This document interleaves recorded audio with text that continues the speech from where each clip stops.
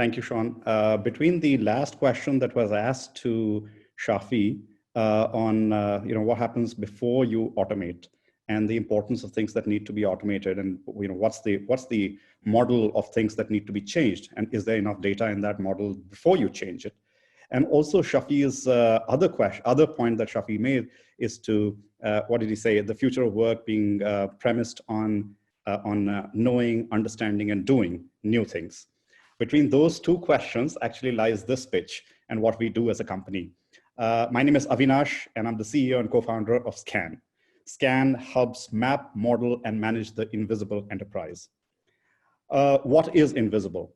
What is invisible is all the things that we want to know about business processes before we either automate them, we transform them, we monitor them for compliance and risk, all the things that are in between committed states of data that exists in the backend, right? So all the ad hoc human digital interactions, all the nuances, exceptions, and permutations, these remain invisible no matter how many business analysts you send for discovering business processes and how much time and effort you spend in creating BPM and diagrams of business processes.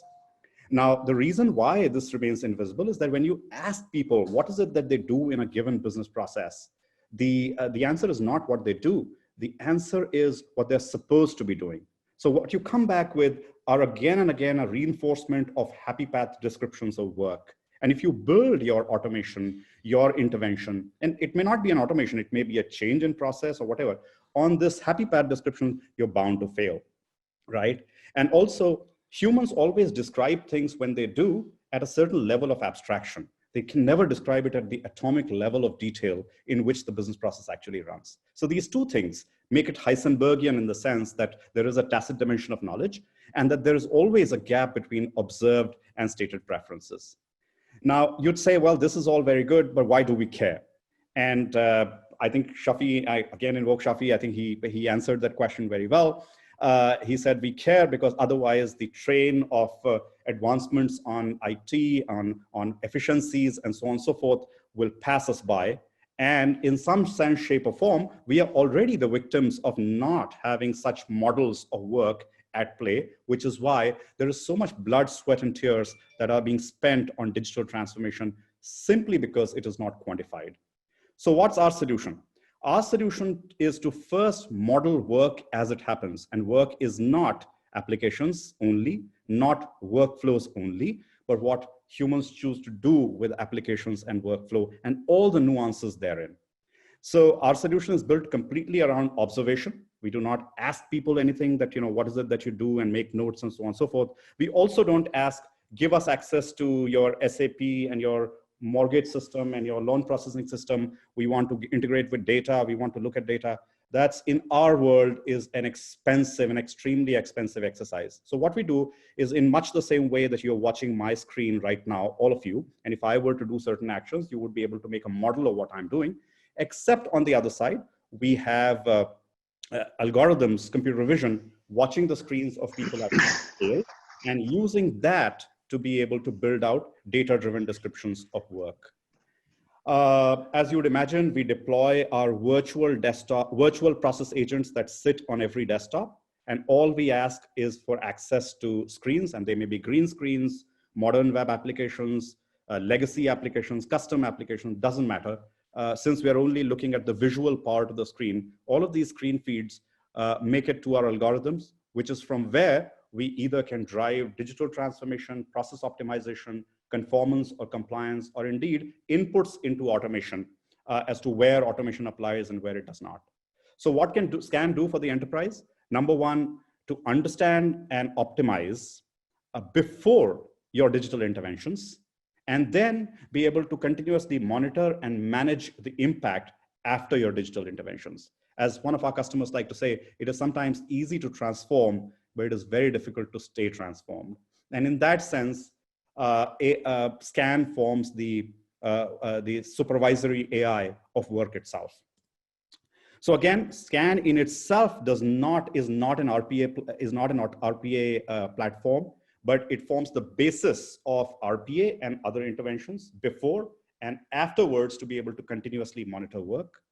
It can drive compliance, it can build out benchmarks, look at where training needs are, and a lot of data today that is dependent on gut feel bias or human interviews is now becomes data-driven.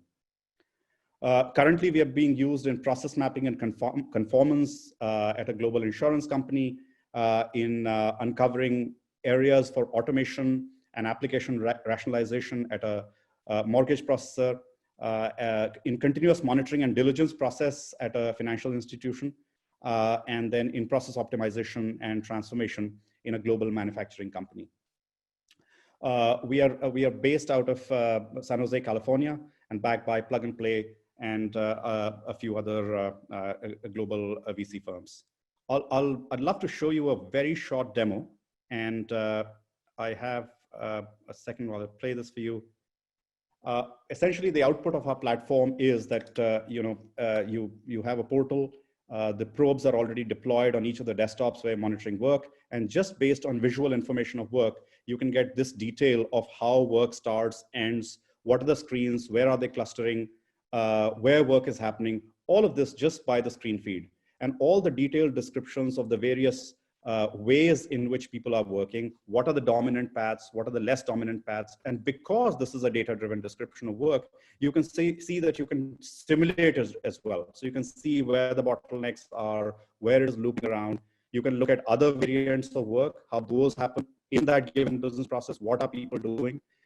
You can ask questions around data-driven questions around what are the performance outliers, where is it that work is blocking.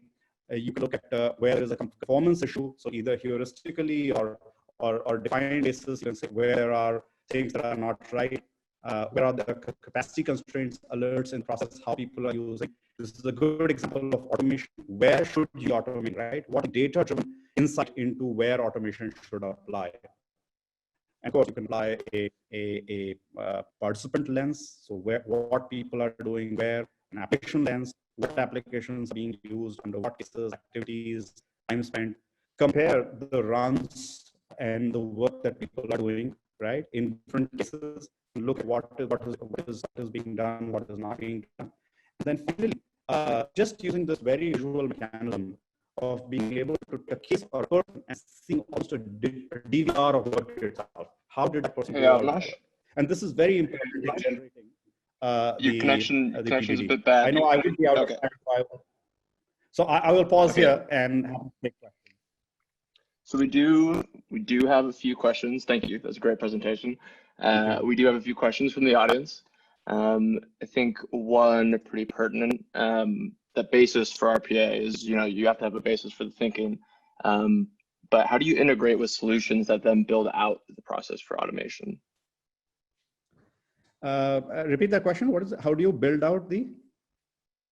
So I think the question is asking how, if you do integrate with solutions that then build out the process automation. Okay. We at this moment we give out either BPMN diagrams, or we give out what are called as process disaggregation documents, PDDs, which show the process in all its nuance and all its detail, that go as an input into anyone who's looking to automate.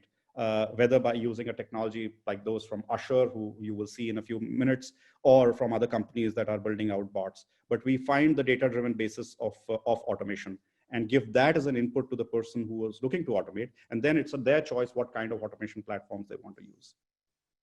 Okay. And do you have a standard process for running those POCs with corporations? Oh, very much. We've run, in the last 6 months, we've run multiple POCs, and multiple people have graduated from POCs into production. So we have a very standard process, happy to engage. It's quite painless to bring this value to bear, and especially because we're not asking for deep integration. It sits only on the screens. It is a breeze to install and use. Okay, that's great. That's great. I think we have time for maybe one more question. And I think you did mention legacy systems briefly in the presentation, but this question is asking, are you mapping the process for legacy systems? Oh, absolutely. In fact, we don't even think of systems that either legacy or modern. We look at what is visible on the screen. So it may be a green screen from an AS400 terminal emulated through a Citrix emulation and coming to your Windows desktop. So long as it is on the screen, we will still be able to make sense from that data as to what that person is doing on that screen. So any kind of system, so long as it has a footprint on the screen, we will see it. Think of it as a person standing in the background and watching you work. If that person can understand, so can our visual algorithms. Okay, well, Avinash, thank you very much for your time. I think we need to move on to the next presentation. I thank you for the opportunity.